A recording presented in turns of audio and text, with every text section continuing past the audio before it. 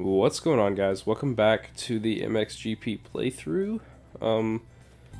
Right off the bat, I will address my my slightly different voice. I don't know if you can tell, but I have a sinus infection, so probably a lot of mouth breathing. It's probably going to be very, very annoying to listen to, but I can't do anything about it, so sorry about that, guys. But anyway, we are off to Lausitzring, Germany. I'm gonna do a little bit of first person, but not all first person. I'll kind of switch it up back and forth. I know some people like it, some people don't, so yeah, I'm gonna just switch it up. I haven't done it in a while, so I figured I should at least do a little bit, but I won't do a whole moto in it. You know, I'll just mess around. So anyway, what else? Someone asked me about what bikes I have, and I still have the 2013 KTM 250 SX two-stroke that I did the back to the two-stroke thing a couple years ago. Still have that bike, and that's my endurocross bike now. That's what I'm riding in endurocross. It's been a great bike. It's and everyone asks me, why do I not have an XC? Here's the deal. I don't like 18-inch rear wheels, so there's one thing. For endurocross, it might be a different deal. I haven't ridden an 18-inch wheel in endurocross, so maybe it's better there. I don't know, but I'm not a fan of 18-inch rear wheels in off-road riding, or any riding, I should say.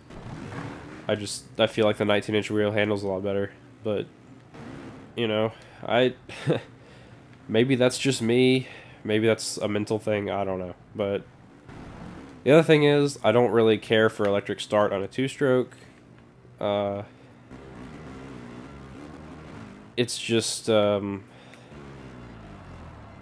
I don't know. It's the whole point of a two-stroke is lightweight and simple, and electric start takes away from both of those things.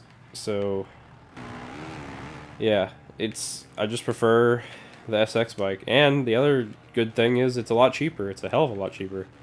An XC is it's like almost $2,000 more than the SX. And the other big thing is the transmission. I prefer the SX transmission much to the XC transmission. I do not care for the two-stroke XC transmission at all, but it's not. I mean, it's not like it's terrible. It's just I definitely prefer the SX transmission. So that's why I have the SX, and my other bike is a 2014 450 SXF Factory Edition, which is the same as a 2015 450 SXF stock bike. So, yeah, that's not the new Factory Edition that's 10 pounds lighter. It's the previous model. But, it's a great bike, man. It's stupid fast, and, yeah, it's it's so good. I mean, it's so great for off-road, like faster tracks. Really tight woods, it's not the best just because it is a 450, and that's a little bit of a pain to maneuver. But I'm a big dude, so 450 is good for me. But in endurocross, that's just not optimal. It's too hard to handle. You never get out of first gear. And, I mean, first gear is tall on that thing. I always did starts in first gear on the 450. And I've pulled whole shots at starting in first gear on the 450. I don't understand how. I mean, I know they're running way different gearing, but Andrew Short does starts in third gear. I believe Dungy does too. Maybe not. I don't know. But, no, actually, I don't think he does, because I think he doesn't like the gearing that it requires to do that. But, yeah, so those are my two bikes. The 450 has a clockwork 3.1 tank on it, 3.1 gallon. The 250, I had one on it, but we put the stock tank back on for Endurocross because there's no need for an oversized tank when you're only riding 5 minutes at a time. So, yeah. That's that. As far as future bikes, I have no idea. I haven't thought about it.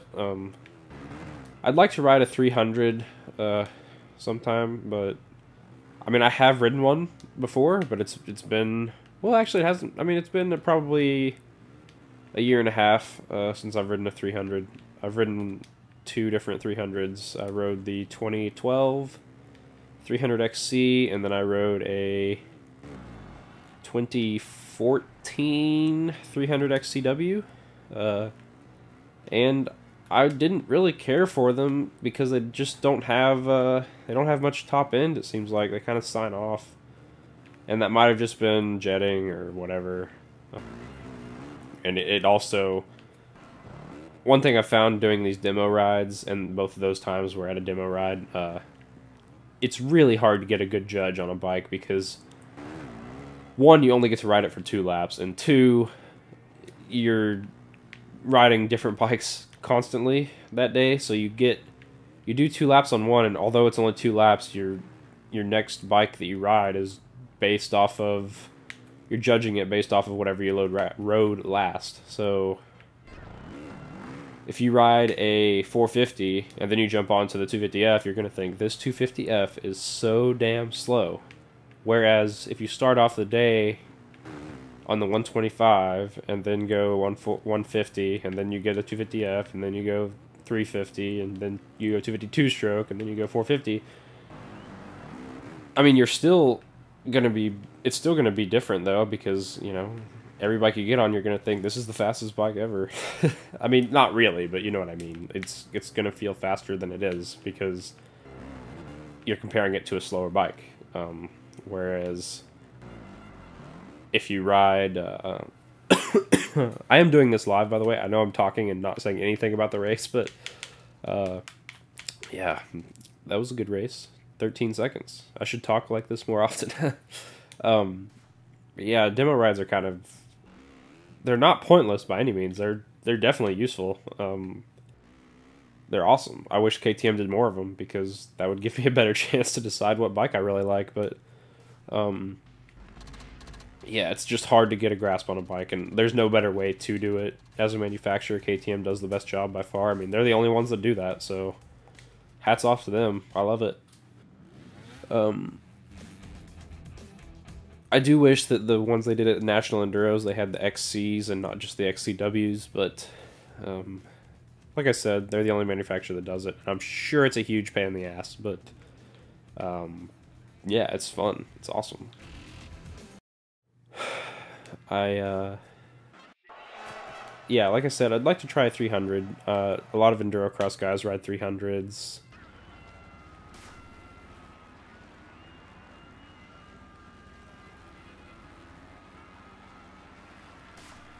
But that's just a KTM, so yeah.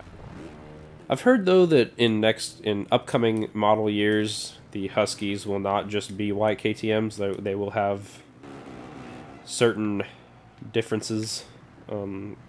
Mainly, there's a chance that the 2016 Huskies will have air forks, from what I hear, which is interesting. I've never ridden air forks. Why did I crash? I think I did that the first moto too, didn't I? I don't know. But I've never ridden air forks. I have an air fork on my mountain bike, and I'm not a big fan of that just because it's one more thing I have to check, and I just want to go out there and ride. I don't like this whole air checking, and I mean the good part is you can compensate for your weight without having to spend $400 or $500 on getting new springs or more. But yeah, I don't know. I mean, maybe I'll come around to the air fork thing. The other problem is throughout a long race, won't that just get really hot and get stiffer because air expands? I don't know. I think triple chamber air forks, or whatever the hell they are, regulate that somehow. I don't know. I'm not a scientist. I'm not a suspension expert by any means. That's the part of my motorcycle that I know the least about. Like the whole 4CS fork thing, I don't understand it at all. That's what my 450 has, and honestly, I don't like it as much as the suspension that's on my 250 two-stroke. The suspension that's on my 250 two-stroke is, I prefer it overall to the 4CS forks that are on my 450, and that might just be the two-stroke just works better because it's lighter. I don't know. Like I said, I don't know much about suspension. I don't really understand how the whole 4CS thing works, because they say it's not a separate function fork, but then how the thing is, like, okay, the compression you adjust on one fork and the rebound you adjust on the other. So how is it not separate function? I don't know. From what I understand, only that side has adjustable compression. Both sides have compression and rebound, but you only adjust it. It's only adjustable on the one on its, you know, respective side or whatever. But I don't understand how that works. Whatever. Maybe someone can explain that to me. But I'm sure I could find the answer if I really wanted to. I'm sure I could Google it and find a Stillwell performance video or something to explain it to me. But truth is, I don't care enough. I do care, but it's just it's so tiresome. There's only so much stuff I can, you know, absorb, and yeah, there's other stuff that I just find more interesting. Suspension is interesting, but it's just I feel like if I learn too much about it, then I'll just be trying to change it all the time, and I don't need that. People think that I have like the best setup bike and everything just because my bikes look good, and they do look good. I mean, I keep my bikes looking good, but or I should say we. I mean, my dad keeps everything running, and I watch the bikes most of the time. But everyone thinks my bikes are like amazing. I don't spend any time like testing and setting up my bike. I just don't, like, I don't know how to do it. I don't know what to do. I learn what the bike does, and then I work around it. That's basically how I work. I mean, I guess a team would love me because I don't really complain much about the bike. I mean, there's stuff my bikes do that I don't like, but then I just figure out, okay, well, you need to downside this more so that it doesn't do that, or you need to hit this harder because whatever. I don't know. And yeah, I've never really messed with setup much. I mean, I do sometimes like change a couple clickers, but then I end up making it worse, so I just gave up on that. I mean, there have been times where, like, on Saturday at a torn race, my bike was just working so bad, like just kicking really hard and not getting any traction and just beating me to death, and then I would like go, you know, soften it up 4 clicks and it would feel even worse on Sunday, and then I'd have to race for 80 minutes with just this bike that's trying to kill me. So I just gave up. I can't figure it out. So, because a lot of times you think it needs to be softer because it's beating you to death, but it turns out it needs to be stiffer because it's riding lower in the stroke and it's more harsh. I don't know. Like I said, I don't get it. That was a damn good race. That was close. So yeah, that was a long ramble about bikes. But yeah, as far as new bikes, I didn't talk about the factory editions at all, but those bikes are insane. You know, allegedly the whole 2016 lineup is going to have those changes, the new frame and new plastic, and hopefully lighter across the whole range. Especially the 4-strokes. Excuse me. The 4-strokes are going to be so much lighter, and I mean, the 250F is going to be like only a couple pounds more than the 252 stroke, I would think. I mean, the 252 stroke is like 215 dry right now, and the 250 SXF factory edition is 220. I mean, that's pretty crazy. So yeah, and then the 450 is only like 230. I don't know.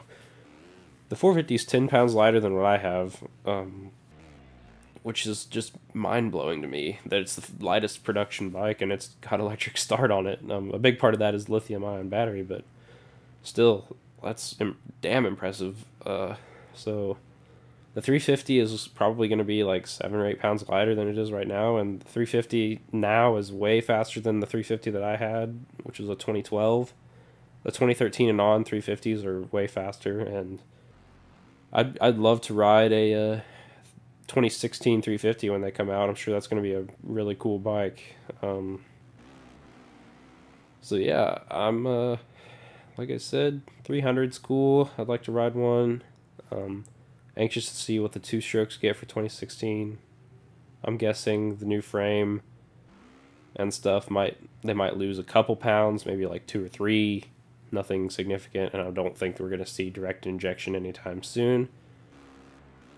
I really don't know if we'll ever see that, just because the price point and complexity and all that just kind of takes away from two strokes.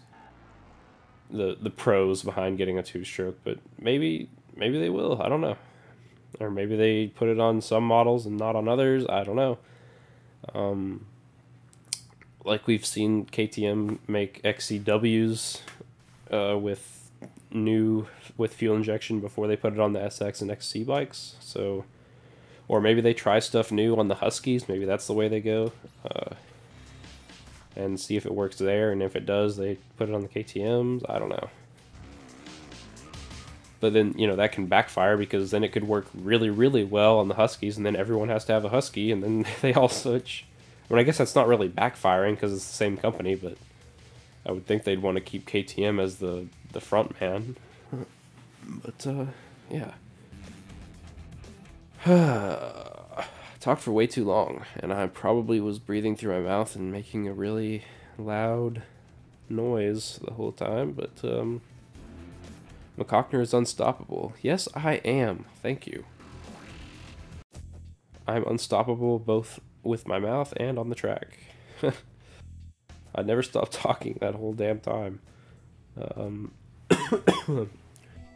Sorry about the coughing and the crappy voice. I'm gonna call it quits for today. And I'm recording this like the day it needs to go out, and that's why I'm recording it sick. I would have recorded it yesterday, but I felt worse yesterday, and but today I had a worse voice, so I don't know. It's weird, because, like, yeah, I felt worse yesterday. I feel better today than I did yesterday, but my voice sounds like death today compared to yesterday. Yesterday my voice sounded normal, but I was dying on the inside. Today I'm still pretty sick. Like, I can't breathe through my nose at all, but and my throat's fairly sore, but yeah, it'll all blow over here in a couple days, hopefully. And thank you guys for watching, sticking with me through sickness and health, till death do us part, or whatever the fuck vows are. I don't know what they are. I really don't care. I think marriage is ridiculous. There's a whole other topic. Anyway, yeah. Thank you guys for watching, and I will see you on the next episode. We will be going to Laquette, Czech Republic, and I will check you later. And yeah, peace.